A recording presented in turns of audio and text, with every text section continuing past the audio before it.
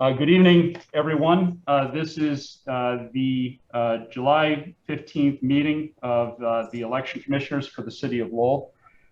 This is a resumption of a meeting of the election commission on July 13th, 2021 that was continued to today at 5:30. So before we begin, I'm going to do a roll call of all the commissioners. Chairwoman Zaniku. Present. Vice Chairman Poe. Here. Commissioner Patton. Here. And Commissioner Anthony. Here. All commissioners are present. Before we begin this evening, we've had one speaker who has registered to speak on item 3C. That's Mr. Jeff Foster. And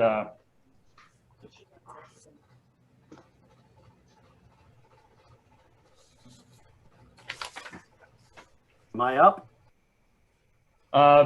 It's given that we've now sort of resumed the meeting that was continued to July 13th, if I may ask the chair, what is the will of the chair at this stage? At this stage, if we could just, whoever's registered to speak. Okay. We can start. All right, so I have a request from the chair that we take an item out of order in the agenda to allow the one registered speaker to speak in this matter, which would be Jeff Foster. So we're going to need a motion again to take that out of order. Motion to take it out of order. Okay, so I have a motion from Chairwoman Zaniku to take it out of order to allow the registered speaker to speak. Do I have a second? I'll second. I have a second from Commissioner Anthos. All those in favor, please indicate by saying aye. Aye. Any opposed? Hearing none, the motion passes. So the registered speaker, Jeff Foster, asked to speak on item 3C.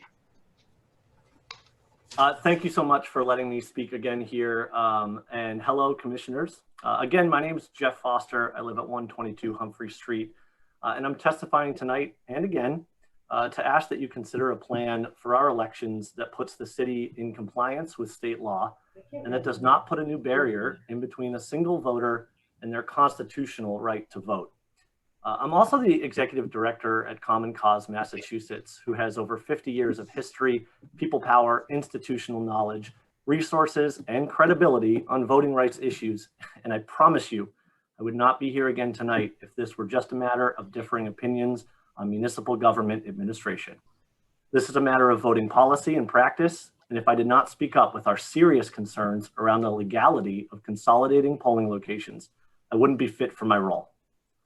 Working closely with our pro bono elections lawyer, David Sullivan, we maintain that since both the consent decree and the home rule petition specify that districts must be drawn in compliance with state law, and since neither give the city special permission to bypass the 4,000 residents per precinct law, that special permission is also required for the consolidation plan, in addition to a plan to draw subdistricts. Simply put, there's not a green light on either option yet without seeking special permission. Instead of hastily working to do the will of the people, it's my belief tonight that there's more work being put into justifying the consolidation plan than there is seeking to put two polling locations in each district. We've heard that the city cannot draw new precincts without the 2020 census data, but under state law, they could have used the 2010 census data at any point to accomplish this, as they did to draw the districts. Respectfully, this could have been pursued back in February and March when it was reported that the city would not be getting the new census data in time.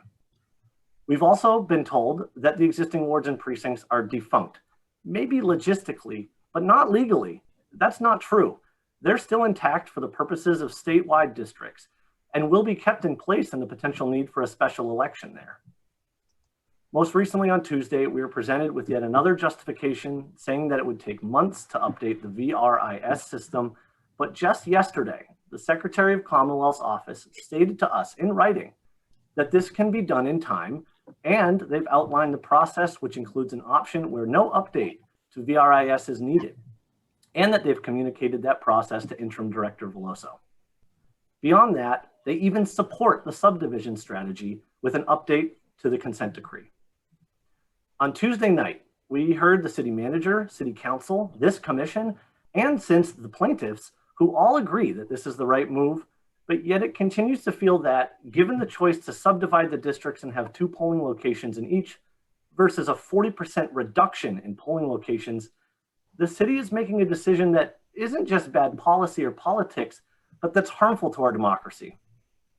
As you saw in the memo that we sent to you today, the city manager and the city council as well titled The Road to 16 Polling Locations, and we'll put it in the chat for you if you didn't get it in time, that it is our formal request that the commission pass a motion for a plan to subdivide our districts by seeking immediate special permission through an amendment to the consent decree.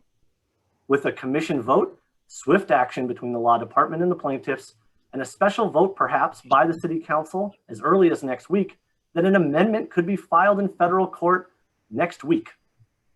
Then you can have an expert subdivide the districts using the 2010 census data, identify polling locations, have LHS update their database by coding the addresses, and send your mailers all before September 1st. I'll close by saying I have so much hope that we can get this done. 10 years ago, when I worked with a group of youth organizers in an effort to lower the voting age in Lowell, it seemed that everyone told us it wouldn't work. But for the leadership of Solicitor O'Connor and at that time State Senator Donahue, we would have never gotten as far as we did. Solicitor O'Connor helped combat concerns of its constitutionality, and Senator Donahue brought the bill to the Senate floor where it passed. I'm convinced that with them in their roles and in this time, we can get this done to make it easier and not harder for Lowellians to vote. Commissioners, you have a tough decision to make in this huge moment, and I thank you for our service to our city, not just to the administration of municipal government, but to the 110,000 of us who live, work, hope, and vote here. I'm fully convinced that there's a way to do this, but I'm not fully convinced that there is yet the will. Please, let's come together, roll up our sleeves, and move quickly. Our democracy is so worth it. Thank you.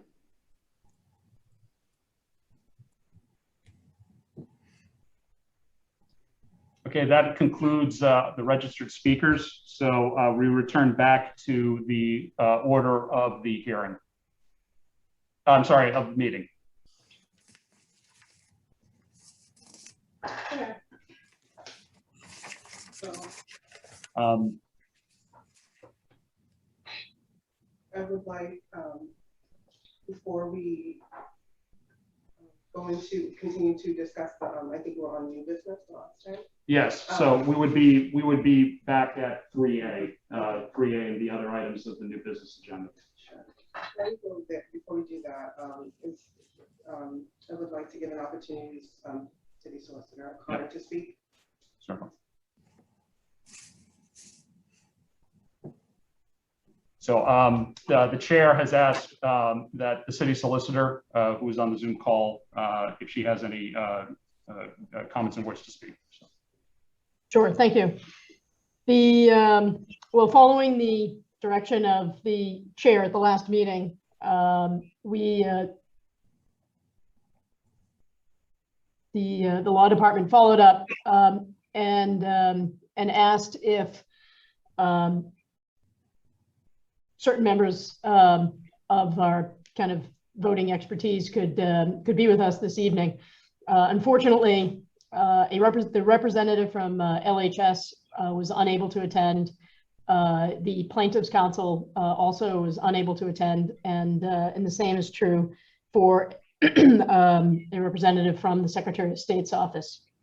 That said, we nevertheless did have an opportunity to have conversations with all parties. Maybe I could start with the Plaintiffs' Council.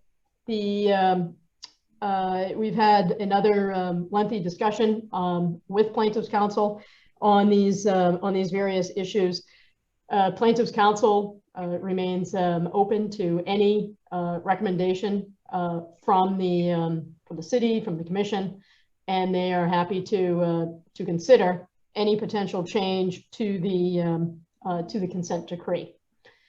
We did have a conversation about the challenges of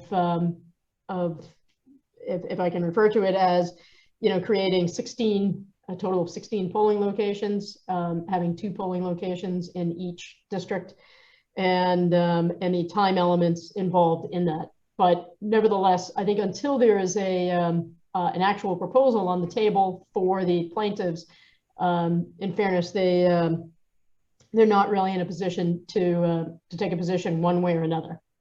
They are indeed aware of the time is of the essence, and if there is a proposal, I'm confident that we'll be able to work on that very quickly. They will be available to us as soon as there is a proposal, if there is an alternative proposal. With respect to the Secretary of State's office, I had a lengthy call this morning with Michelle Tesserani, and at the outset, one of the suggestions that that she made, which I think is something that we would absolutely want to follow up with Plaintiffs' Counsel on. It's a great suggestion, and that is to amend the consent decree to add the language that we have in our home rule petition. So that would, again, it's very likely that that's going to pass, but it's just an added step that I think both parties would be more than willing to take to ensure that early voting, mail-in voting, drop boxes, that all of those things would in fact be accomplished either by the consent decree or by home rule. We also had, which I think was alluded to in the by the previous speaker, Mr. Foster, that the Secretary of State's office had notified us this morning during this call that the city would not necessarily need to use the VRIS system. That is the system that we have always used in every election. So if we were to go in that direction, it would be the very first time that we were doing it without the VRIS. Nevertheless, we discussed the potential of a plan. Now that's something that we are going to have to run by the folks at LHS to make sure that they also agree with that. And then there were some further discussions today. My understanding was that we're still looking at them. They would appear to work for a type of division. I don't know that the solution that was offered would work for the splitting of all districts.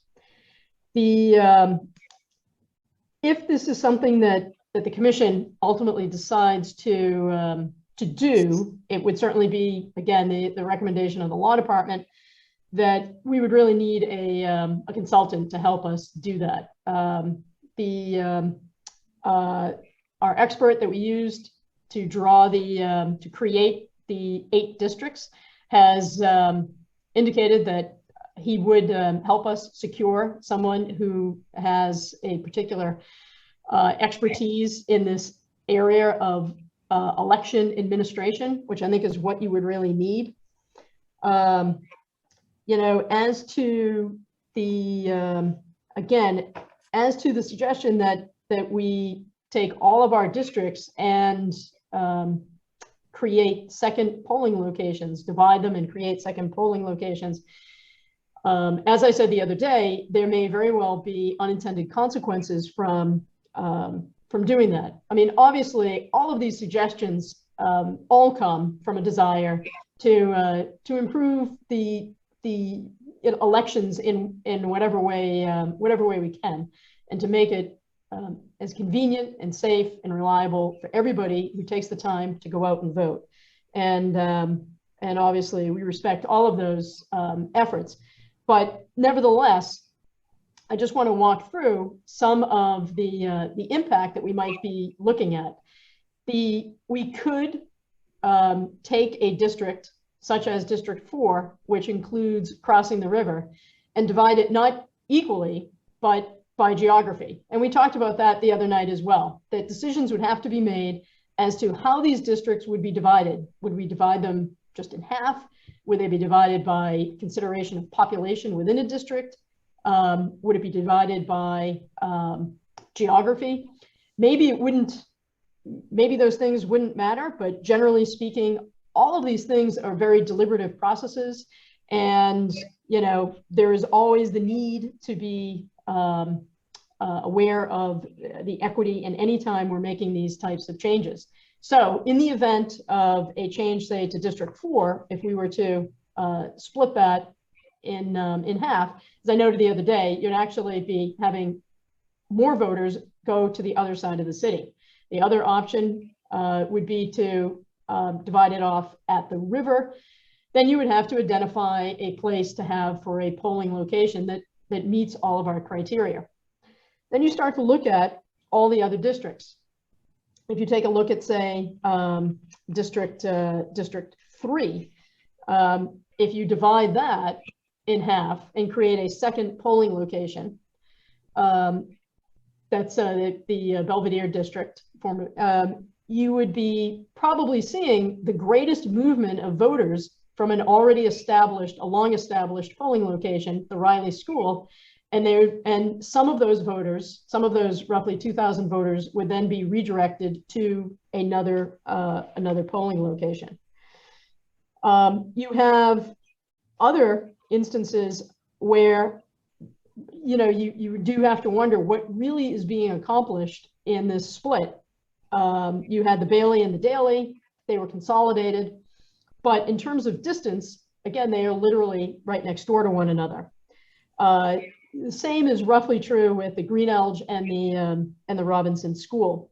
So suffice to say, however this is done, you know, thought has to be put into how it's going to be done by the commission.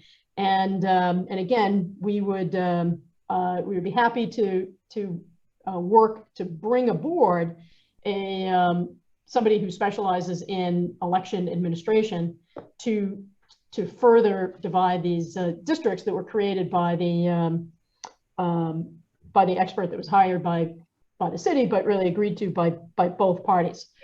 As far as the consent decree, if this is, again, the direction that we want to go, the plaintiffs absolutely will want to weigh in as to how these districts would be divided. And they would have to have time to speak to their clients, as we would have to have time to speak to the council. The time constraints that I talked about the other day, many of those are still in play. The big sort of quote game changer, I would say, is the new information today from the Secretary of State's office with respect to the ability to do this, to run the election without utilizing the VRIS in the way that we typically do. And so we're going to continue to, as soon as the representative from LHS that we would deal with on this is available, and we're hoping maybe tomorrow, Monday, we will immediately be following up on that and getting input from them as well. I think there's absolutely, there's no disagreement that a posting would have to be made at the absolute latest September 1st for the location of where these new polling locations would be. And in order to get to that point, we'd really need to think about I would say a 2-week buffer for printing and having time to review what's done by the printer, make sure that there isn't a mistake, and give translators an opportunity to also review the ballots. What Mr. Veloso has done in the past is he reviews the first go around. He'll then review an actual sample, and then he actually reviews a group of samples before they go out. And I will say that while we have had some issues in the past where there have been some errors, utilizing this new method, we have not experienced that. And so I don't know that we'd want to really deviate from that. So that would really put us in a position where we're looking at, say, mid-August to have a final decision made on where new polling locations would be located. And between now and that mid-August date, that's when the we'd have to have before the court and before the parties a sense as to how the lines would be drawn. The plaintiffs would have to have time to review whatever proposal. Again, they are committed to working quickly if there is a proposal that the city is looking to have them review. And the same would be true for the council. In the meantime, we would like to, and it's something that we'll have to talk to the council about. We do intend to reach out to the plaintiffs about amending the consent decree to contain the language of our home rule petition, and I think that's just that was a great suggestion by Michelle Tesserani, and it's one that again helps ensure that at least in Lowell there will be early voting, mail-in voting, and drop boxes, and which I think really are some of the best measures out there to give flexibility to voters, but also to do it in a way that is can instill confidence and security in the election. So that's an update. I'm happy to answer any questions that you might have as a result.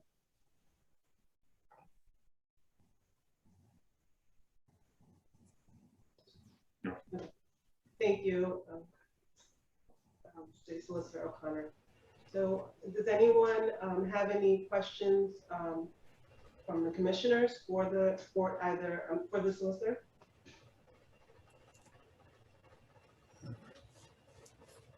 And for the public that is viewing, can you hear me? Barely. Okay. Does any of the commissioners have any questions for the city solicitor? As a point of order, I believe we have a proposal on the floor. Yes. Okay. So I want to make a motion. Well, first of all, did everybody get the 16-point plan? I just want to ensure that everyone did. All the commissioners. Get the what?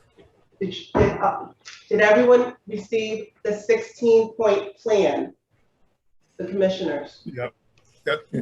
Were you able to review it? I know it was pretty short notice that we did receive it. Were we able to review it? Yes.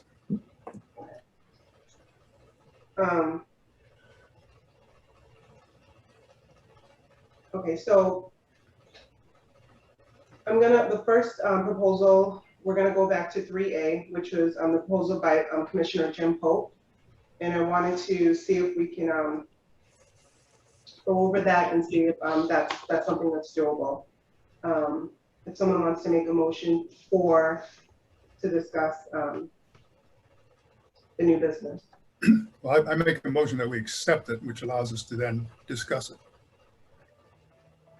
Okay, motion to accept 3A for discussion by Commissioner Pope. Is there a second?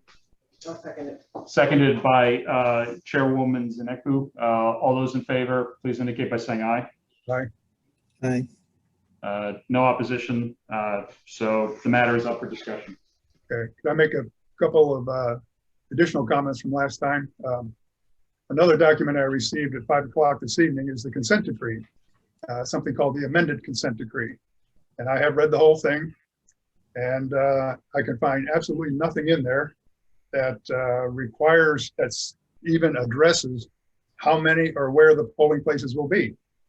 It talks about, well, we all know what it talks about dividing the city so that we have 2 minority districts.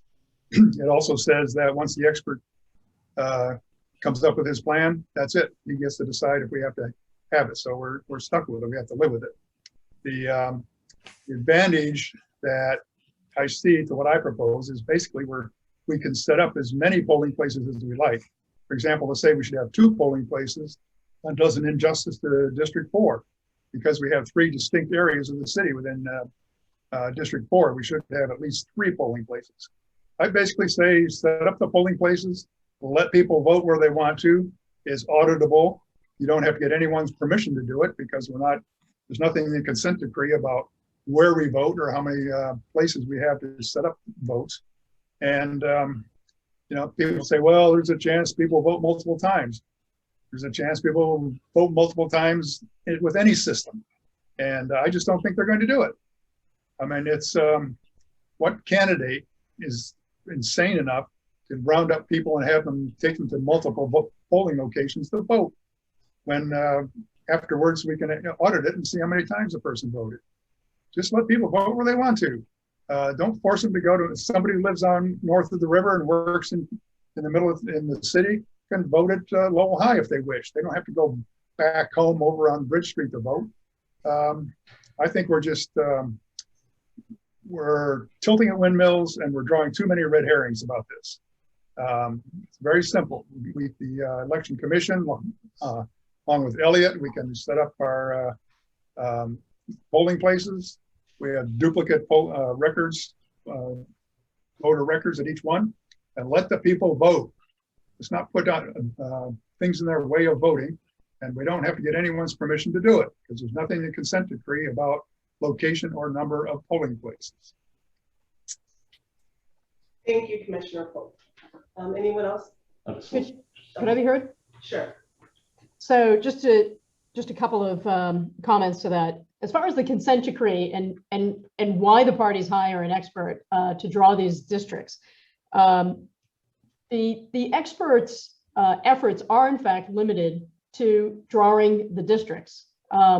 Picking the polling locations are the job of the commission. The expert is not there to administer the election in the same way that the expert who, just for those that might not be familiar with Professor Persily, he's generally not just regarded as one of the foremost experts in the country. He probably is regarded as the foremost expert in the country in this area. And I think both parties in the city, in particular, was very fortunate to have been able to obtain his services, and he continues to be of great service to the city. But these are things that would be done. Again, this is part of the administration of the election. This is clearly under the jurisdiction of the election commissioners, and it's true. You can have as many polling locations as you want.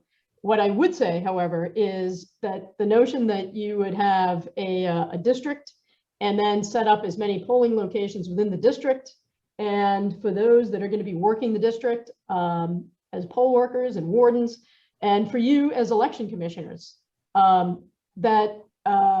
again, this proposal was forwarded to LHS, and it was also forwarded to the Secretary of State's office. Both cautioned them. The Secretary of State's office really had, I would say, concerns. They described it as, quote, dangerous. And if individuals actually vote at more than one location, what was pointed out by the Secretary of State's office is that could necessitate a whole new election. And so again, these obviously are your decisions to make, but I also want you to have as much information as needed in order to make that decision. That's totally separate, of course, from the notion of seeking a legal path, which as of right now the law does not allow us to do this, but seeking a path to divide a district and then create so-called sub-districts, which is very different from what is being proposed with this particular agenda item. So that was it. So are you saying that the proposal is illegal? Is that what you said? I'm saying that from the law department standpoint, I would strongly recommend against this proposal. I share the concerns of others that have looked at it, and And again, I understand that like everything else, these things are being done to try to solve a problem. It's just that I believe that this proposed solution would create far more problems than it would solve. It throws the election into jeopardy, which is not something that anyone wants. I also would caution, I don't know what the plaintiffs how they would view that that approach either. And if this were adopted, I would request that that the law department be able to at least contact the plaintiffs tomorrow to get some input from them. Well, in fact, it would only throw an election into question if the difference between the candidates happened to be greater than the number of double votes. And I just don't think it's going to happen. No candidate in his or her right mind is going to organize a gang of people to go from polling place to polling place, voting 2 or 3 times. I mean, it's just not going to happen. I think we're tilting at windmills. We're drawing all kinds of red herrings, and we're adding complexity. This way, we can get started immediately, setting up where they're going to be and what the books are going to look like, and get our poll workers hired, get the voters informed. In fact, they will probably be easier to inform them because we can use more of our current voting places. I just think there's too many red herrings here, and this is straightforward, simple solution, and the problems aren't going to exist. If I may, the way elections are conducted, that's why we have our check-in, check-out books. It's a fundamental component to ensuring the integrity of our election system. I may, ironically, I guess you and I disagree on whether mail-in voting poses problems for fraud. I mean, mail-in voting is mail-in voting is totally secure. Early voting is a great tool, but having multiple polling locations with no way of poll workers from being able to confirm whether an individual has, and again, these things can happen not just deliberately, they can happen inadvertently. Somebody could have requested an absentee ballot, an early voting ballot, and show up at the polling location and explain that, and they take their ballot, which they have to if it hasn't yet been processed, and then lo and behold, at another polling location, their early ballot could be held at another polling location. These polling locations would have no way of communicating, no reliable way of communicating to one another as to whether that ballot has already been counted and casted. So that's just one example of how an overvote could occur. And and raising these points again, it's to we have an absolute obligation to ensure that whatever system we have has integrity.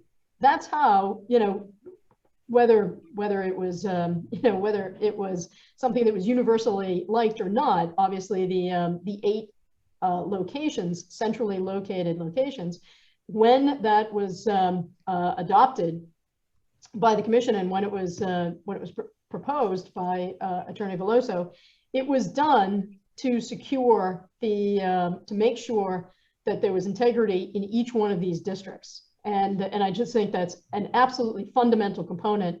And you can't not have that and have a properly run election.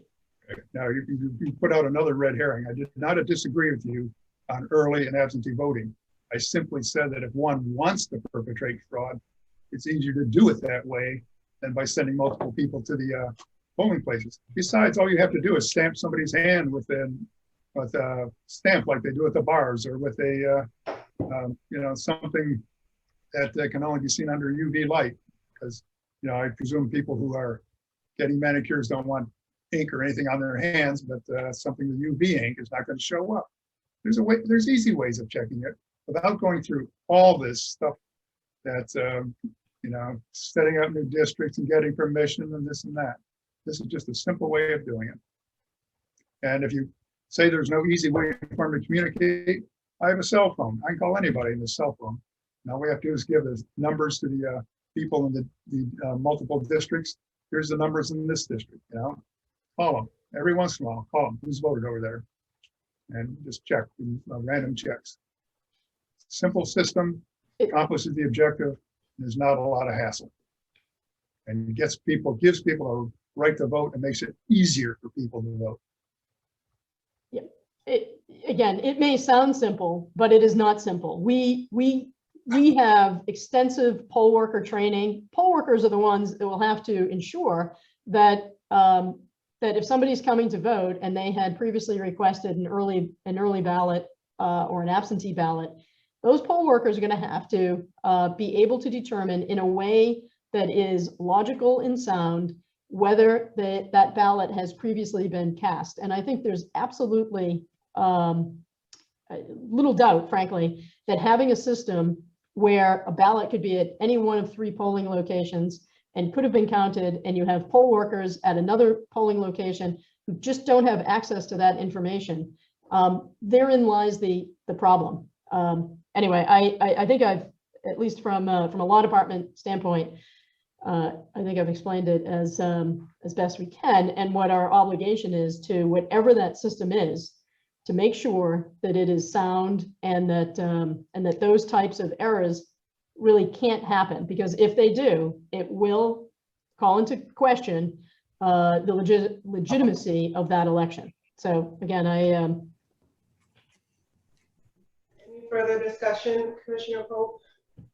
Excuse me? Any further discussion? No, I'm fine. Bev or Mark, anyone have anything to add? No. Okay, well, Excuse me, Madam Chair, there was a chat question as to how many duplicate votes would trigger a new election. It would have to be greater than the gap between the winning candidate and the next candidate. So if the winning candidate won by 50 votes and there were 5 duplicate votes, no problem. so I can't see the questions, but Elliot, can you read off the questions as they come in, please? I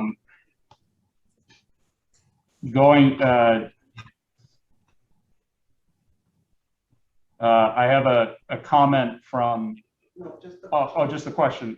One question, if there were 2 precincts in each district, then they would each have a unique list of voters. No. And then there was another question, how many duplicate votes would trigger a new election? And something, again, that I would reiterate strongly from the Secretary of State's office on that point is that, you know, if a system does not have integrity and, you know, it permits double voting, I mean, any sort of amount of illegal voting like that would throw the results of any election to question and necessitate the need for a new election. I mean, and that is why the Secretary of State's office has strongly recommended that, you know. Actually, if I could just read, maybe the best thing to do is just read the response that we received from the Secretary of State's office. Yes, that would be great. Yeah.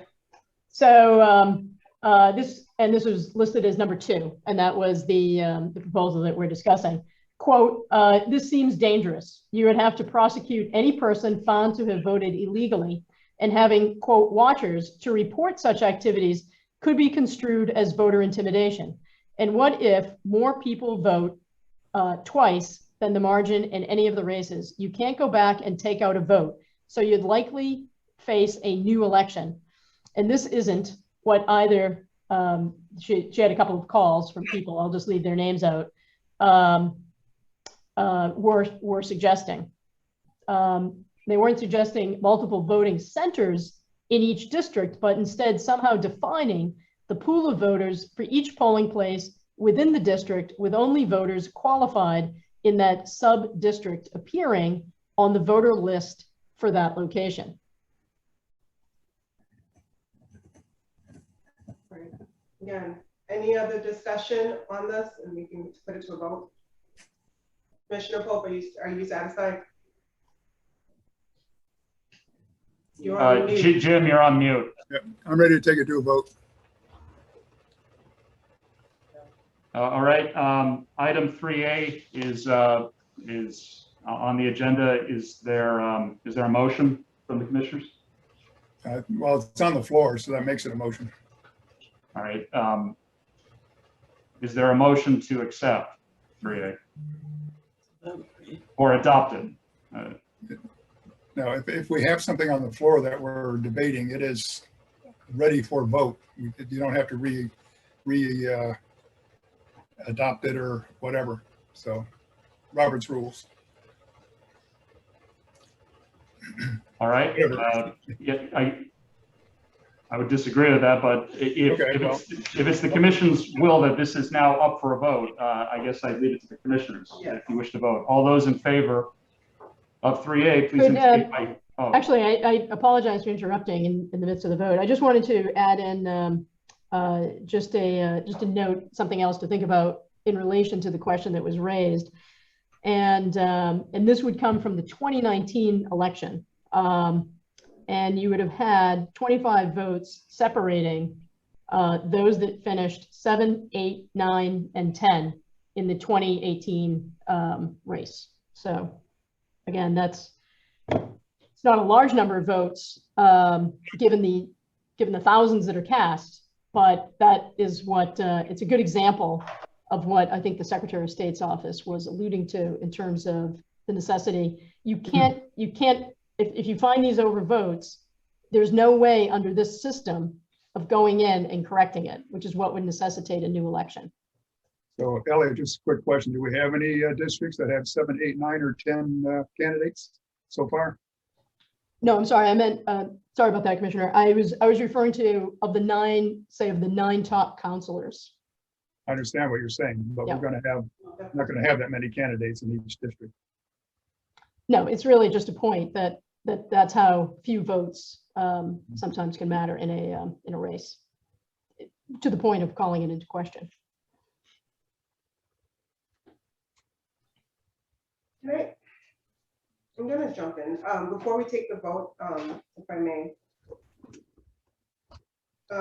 since all of the commissioners were able to read the new information that we just received, all of it today, the consent decree, the roadmap, and now we've heard from the Secretary of State's office via the city solicitor. Jim, would you be opposed to, let's say, adopting the roadmap solution, which would include the subdivision of the districts rather than us having just as many polling locations as possible? Yes, I think we could vote this one up or down, and if it's voted down, vote the next one on the floor. Okay. And I recommend a roll call vote. Perfect. All right. If that is the will of the commissioners, we'll have a roll call vote on item 3A. So roll call vote. Chairwoman Zadiku? Nay. Vice Chair Pope? Yes. I have an aye. Commissioner Patton? Yes. Yes. Is that a yes or a no, Commissioner? Yes. Yes. Commissioner Anthus? Nay. Nay. So we have split vote. In that case, the measure dies for a tie. And so I would propose for us to before we do that, Chairwoman, we're now on item 3B, if that would be helpful. if your discussion, Oh, okay. yeah, if it would be better in 3B or 3C, however you want to do it. 3B, okay. All right, so again, item 3A has not passed. We're now on item 3B, discussion of election commission's June 29, 2021 motion for reconsideration. Chairwoman, you have the floor. So, well, I stand by the reconsideration. I think this was more than needed for us to revisit what was proposed to us at the beginning. Now, in light of that, we've learned so much more, and we've been able to gather a lot of information. And again, as it was stated the last time, on its face, the original proposal on its face looks as though that it is voter suppression. So I know every single one of us here wants to avoid that, and no one wants that to happen. With that being said, we have been forwarded the roadmap, right, by Jeff Foster's team, Common Cause, and with that comes just a lot of comes with the distinction of having additional polling places rather than just the 8. I want us to visit that proposal, and let's discuss that.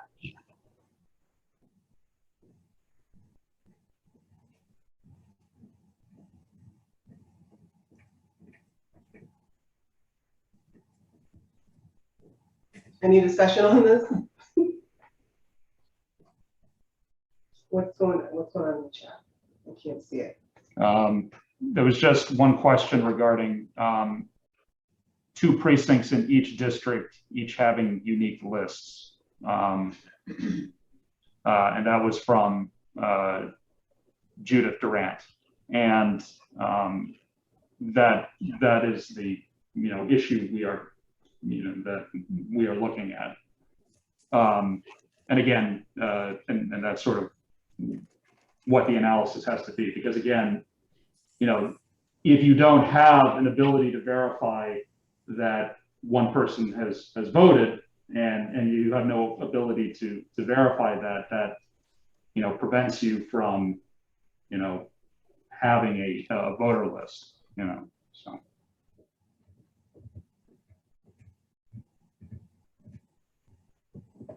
Can we have Jeff Foster speak? Certainly, if it's the will of the commission, you can. Yes. All right.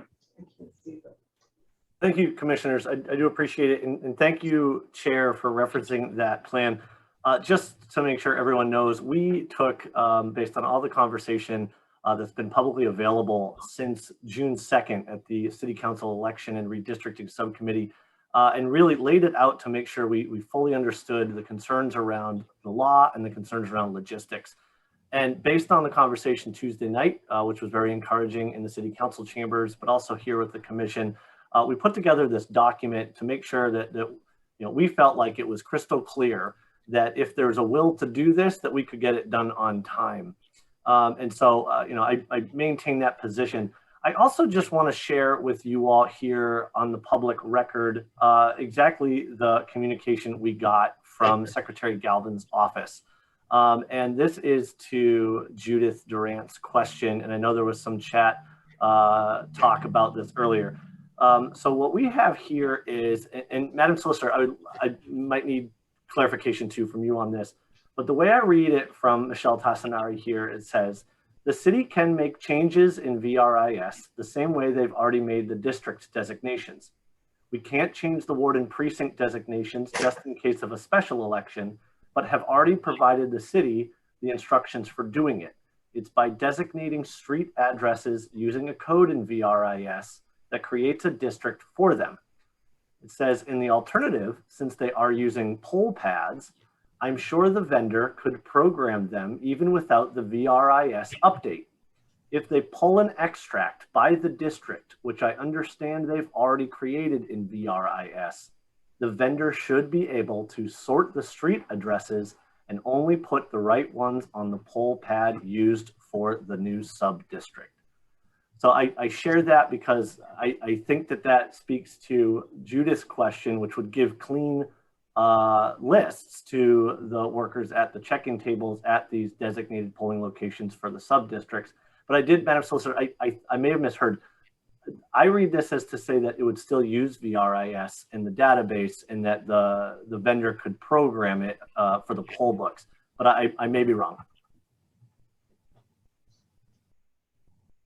Go ahead. Yeah, so again, this was we had made changes to the VRIS pursuant to instructions from the Secretary of State's office some time ago. And those were changes that were carried out by the election office to reflect these new 8 districts.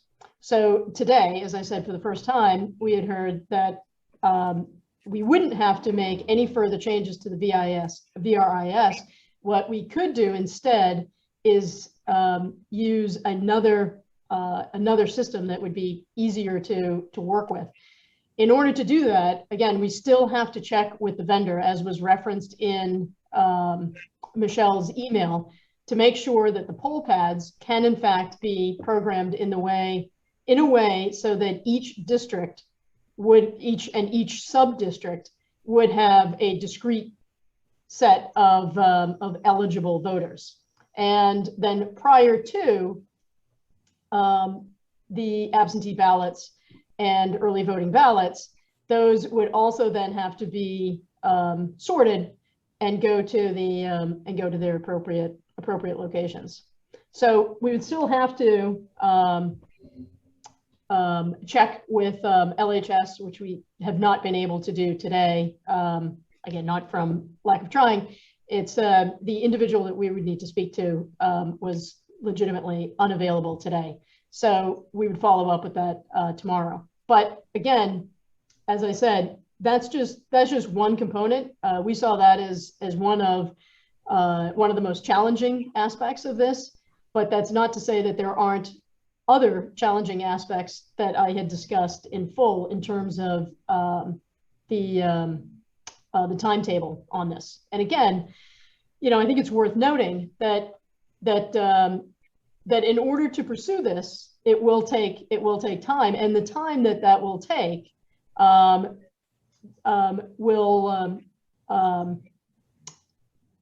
will detract from the time that would otherwise be spent educating voters and working with the plaintiffs and all the other groups out there that are that have a vested interest in letting people know where the voting is going to take place, and educating them as to their polling locations. So that's my understanding of the Secretary of State's office. After I spoke to Michelle Tesserani, she had referred us to another member of the office. The person who actually oversees VRIS was unfortunately not in the office, is my understanding. And again, there was another sort of proposal given to the city, one that we haven't used before, so we'll be using it for the first time in this election, which I think is just worth noting in terms of, there are complexities of running an election. So this election would be run in a way that we've never run before. And so we are confident that this new system that was presented to us could work in certain instances. We are not 100% confident that it would work in all instances. But we need a bit of time to walk through it. We're just hearing about it for the first time today. I ask a real quick follow-up question.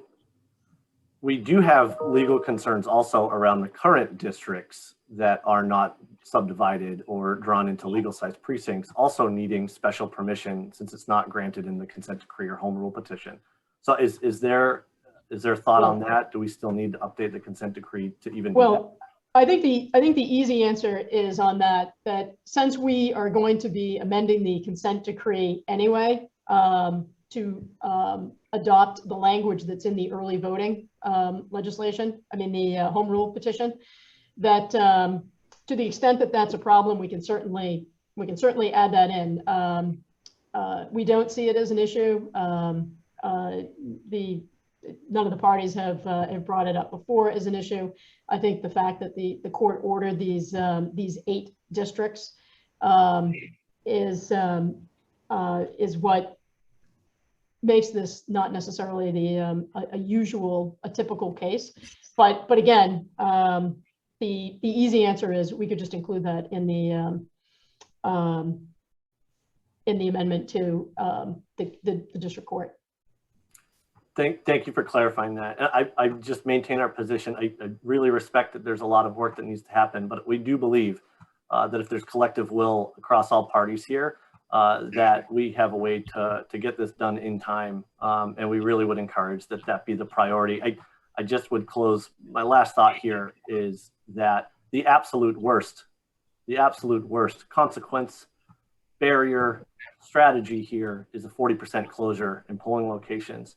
And I think that I've yet to hear, as someone that loves this city, loves democracy, and loves voting, I've yet to hear something that's convinced me to think that we could justify that level of closure. So I really appreciate the conversation. I remain committed to all of our resources, our expertise, and clearly our passion to getting this done. And I really would urge the commission to make this the priority. And thank you, Madam Solicitor. I think very highly of you. Thank you. Same here, Jeff. Thank you, Jeff. Okay. Going back to our discussion.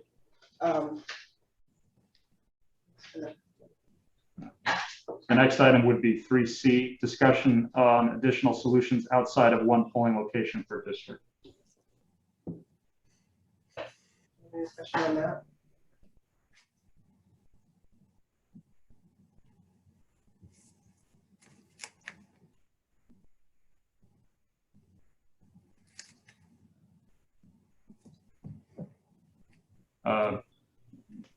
Any discussion from Mark or Jim? Can you hear us? Yeah. Oh, okay. Is it no? No. It's not. Yeah. No. All right. Does anyone make a motion? The chair has asked if anyone wishes to make a motion. To adopt. Uh, as the proposal. Is that your motion, Chair? Yes. Okay. A motion from the chair to, what was it? Adopt the roadmap as proposed? Yes. Okay. A motion from the chair to adopt the roadmap as proposed. Do we have a second? Is it 2 or more or just 2? 2 or more.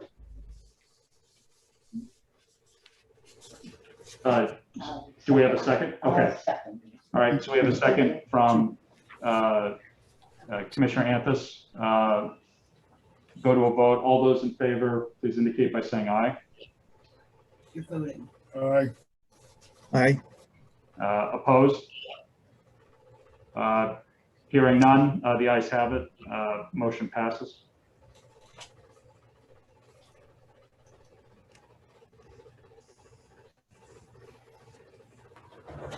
Be aware, we just voted for only 2 per district. 2 or more. Um, Jim, you said 2 or more. We did. Did we modify that?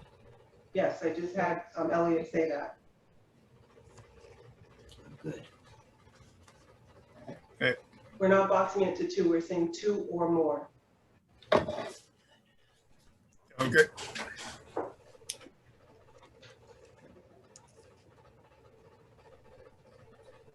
So, Next item on the agenda. yes. 3D, invitation to LHS Associates for representative to speak regarding electronic poll pads. As indicated, the representative is unavailable due to circumstances. So You'll be following up, right? yes, I will follow up. And that leaves a final item on the agenda, 3E, update on current jobs posted for elections office. If you can update us on it. I can't speak to. I can update. We have twice or three times now gone out seeking to fill the position, and most recently we also have solicited really more of just like an administrative position. And we just got the resumes in, and we'll be going through those internally.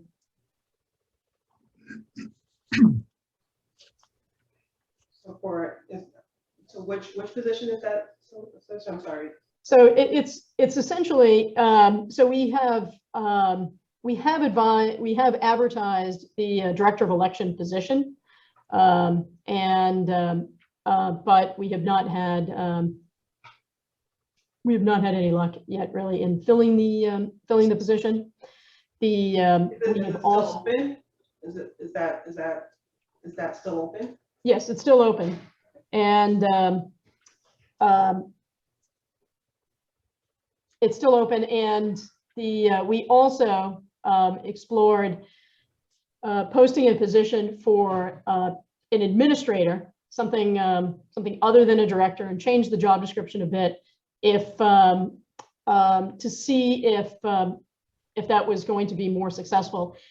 And we're going to go through those resumes. Today was the closing date, I believe, and if so, then we would have to go before the council and create an ordinance to establish that position. But there didn't seem to be a lot of sense to go ahead and do that until we had an understanding of the level of interest that we might get. You know, this is one of say a handful of positions that despite best efforts from the city at trying to fill the position, we haven't been able to for various reasons. Thank you. So one question, this, do I understand we're going to go and ask for a modification to the consent decree? Is that correct? Yes. Correct. Right. Yeah. So the law department was going to seek a modification of the consent decree with respect to adopting the Okay. language in the home rule bill.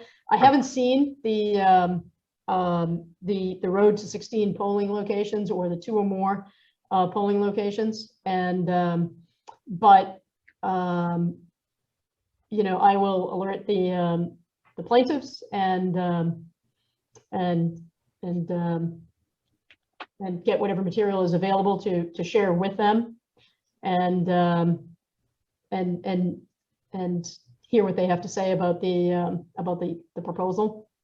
Okay, when we go in, I'd suggest a minor change. It's on page 4, refers to the Lowell. I don't have it. I don't have.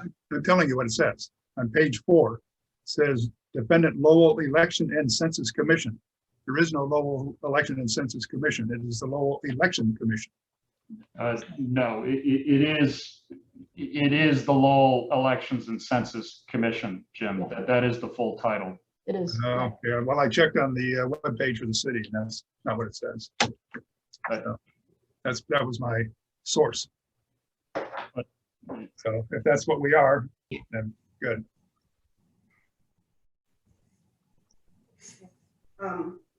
Any further questions or debate on this? Thank you for the update, City Solicitor, on that. And now knowing that the sorry, go ahead. I was just going to say, and you know, and just let us know if you want us to try to secure an expert in the field of election administration to assist the commission in subdividing districts. Yes, I would. During our next meeting, if you can come with a proposal on that, as well as like what exactly this person or this administrator is going to do. It would be somebody to work with the commission to actually do the line drawing through the districts that have been, yeah, it's, I think it's going to be a bit more than that. I mean, even our own expert recommended that while he has put together districts, that for something of this nature, we would be well suited to retain somebody who is an expert in this more narrow field, very different from what he does. Although it might not seem that way, but. Any, what are the questions that are coming in the chat, Elliot? I can't see them. One of them was a question: what happens if you have moved, for example, to District 4, but still registered in District 3, and you go to a new district to vote, but still registered in your old ward precinct? What provisional ballot do you get for the new district? What I would indicate, or what I would respond to that question is, voting lists are formed after the last day in which someone registers to vote. So, and we try to take that into account so that the voting lists, when generated, are as up to date as possible. In the event that someone moves in the interim period from the last day to register to now, they would have to vote at their old address unless they have, again, moved out of the community, in which case they would have to register to vote in their new community. So, you know, on that front, to use that by way of example, if someone moved from District 4 but was still registered in District 3, the registration would hold. The state law indicates that you have, I believe, 6 months from the date of move to use your old voter registration until you update.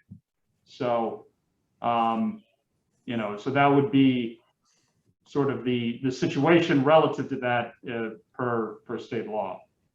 And the other question that I saw has already been addressed. Someone was requesting a copy of the roadmap. Those are the only questions in chat. Thank you. Who's that? Ask it. Yes, that was Patty Kerwin and Wayne Janess. Okay. So going back to the elections administrator, do we have to make a motion to approve that, city solicitor, or is that already part of the plan? In terms of hiring a someone to work with the commission? Yes, to help. No, I don't think a vote is really necessary. We will we'll go ahead and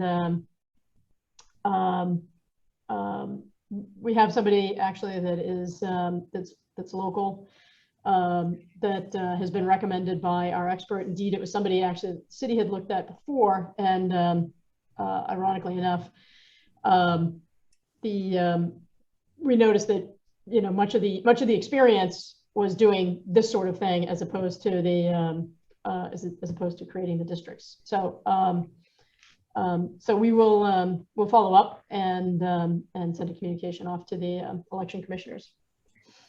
Thank you. If that person's available. Yep.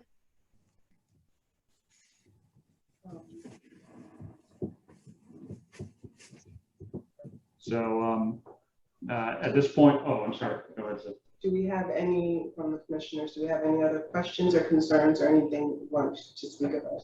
Just want to give everybody a chance. No. No. Mark, are you all set? No. Are you all set? Okay, so we are now at adjournment. Do we have a motion to adjourn? So moved.